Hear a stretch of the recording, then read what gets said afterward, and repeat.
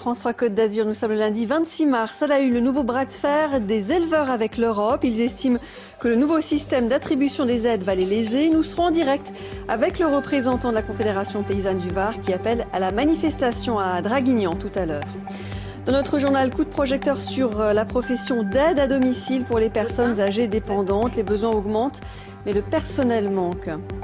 Enfin, ce lundi, nous entamerons notre série sur les youtubeurs de la région. Leur passion, qui est parfois une profession, est de poster des vidéos sur Internet. Ils ont désormais leur salon à Nice, le Play Azur Festival.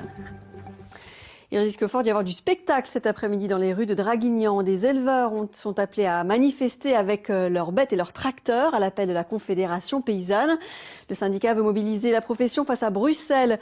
La Commission européenne est sur le point de changer les conditions d'attribution de certaines aides à l'élevage. Bonjour Sylvain Apostolo, vous êtes le représentant varois de la Confédération paysanne. Pourquoi est-ce que cette modification va toucher en particulier les éleveurs du Var ?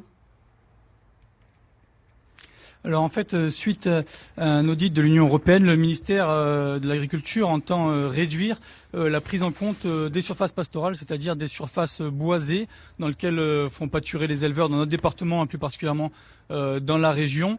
Et donc ça veut dire concrètement que il risque pour cette année 2018 d'avoir une réduction drastique des aides de la politique agricole commune pour les éleveurs. Donc ça peut mettre en péril gravement un certain nombre d'exploitations. Ça veut dire qu'il y a une méconnaissance, selon vous, de la part de l'Europe, de la réalité du terrain dans un département comme le Var, où il y a effectivement beaucoup de surfaces plus boisées ?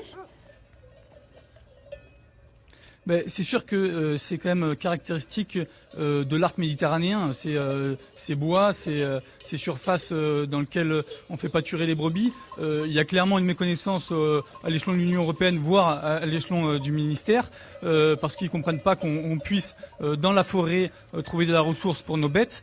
Mais ce qui est sûr, c'est que des années, comme des années de sécheresse, comme on a connu à l'automne, c'était une ressource essentielle pour les éleveurs de notre département et de la région. Et pour nous, c'est inadmissible et scandaleux que le ministère ne soutienne pas cet élevage pastoral qui apporte une alimentation de qualité et en plus garantit la protection contre les incendies. Il y a une urgence, Monsieur Apostolo, il y a une échéance rapide de la part de la Commission européenne ?